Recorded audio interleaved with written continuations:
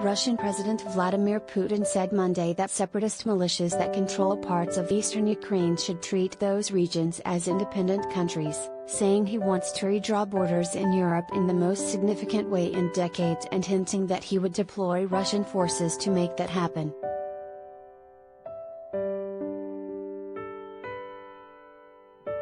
Putin announced his position in a televised address in which he questioned whether Ukraine and other nations that emerged from the Soviet Union should be independent and accused Western governments of threatening Russia.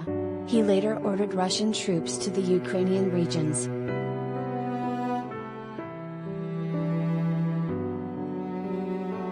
The Russian leader's move dramatically escalates the security crisis in Eastern Europe, where he has posted 150,000 troops in recent weeks, and the US has warned that a devastating all-out war could break out. Putin first revealed his decision in a call to his French and German counterparts on Monday evening, scuttling a years-long diplomatic process by their two countries to end fighting between Ukraine and Russian-backed separatists.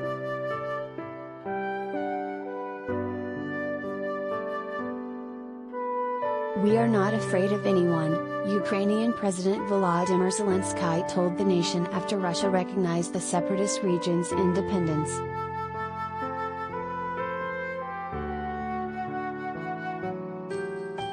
President Joe Biden has repeatedly said American troops will not fight Russians on behalf of Ukraine, but he has sent the Ukrainians military support and posted thousands of US soldiers in European ally countries that worry Moscow will prompt regional chaos or threaten them.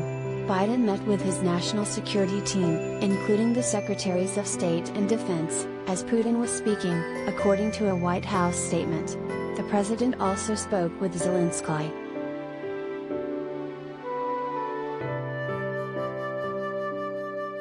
Officials in the US and its allied countries say allowing Russia to force changes in other countries against their will risks instability and widespread violence. They have promised to slap aggressive sanctions on Putin for a further incursion into Ukraine.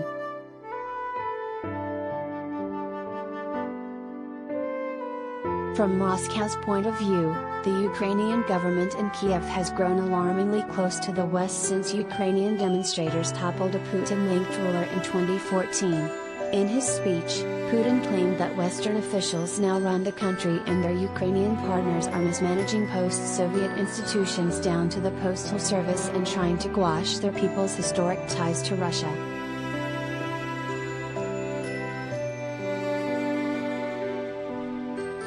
Russia has sought to retain influence over neighboring countries like Ukraine and challenge their bids to explore other partnerships such as the NATO military alliance. As Putin has built up his deployment along Ukraine's borders, he has urged Western leaders to promise to never let the country join NATO and issued other demands such as a NATO withdrawal from the Baltic countries of Latvia, Lithuania and Estonia, democratic treaty allies of the US.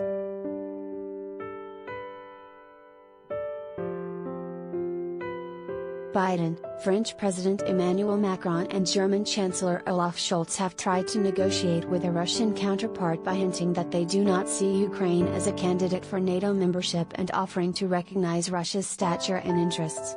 On Sunday, White House Press Secretary Jen Psaki said in an emailed statement that Biden was willing to hold a high-profile summit with Putin if an invasion hasn't happened.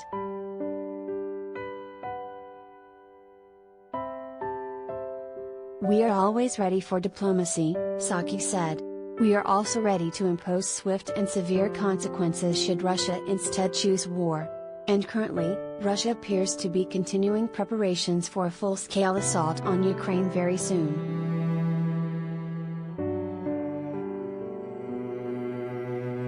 Josep Borrell, the foreign policy chief for the European Union, said Monday that Russia would face EU sanctions over recognizing the Ukrainian rebels' claim to sovereignty.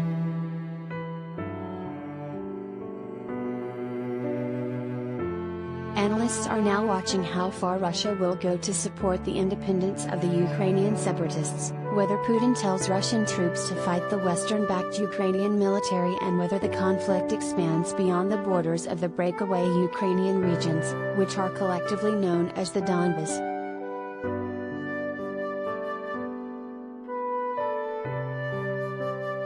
The best case scenario, from a human life standpoint, is that it all ends at the current line of control. If Russian troops go in and Ukrainian troops fortify but don't try to push the line forward, Sam Green, a professor at King's College London, tweeted on Monday. Some of his colleagues foresee a more dreary result. To Michael Kaufman of the CNA think tank, the size of the Russian deployment suggests Putin has greenlit an operation that extends beyond the Donbas to impose regime change in Ukraine.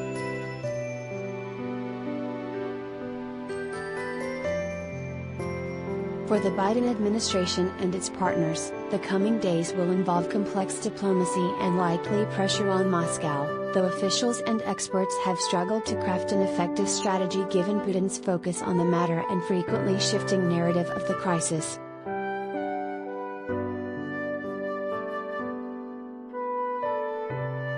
It's hard to listen to this speech and believe that any of the partial concessions that have been suggested, withdrawing the possibility of NATO membership from Ukraine in particular, would have made any difference, national security commentator Cheryl Rofer tweeted amid the Russian leader's remarks.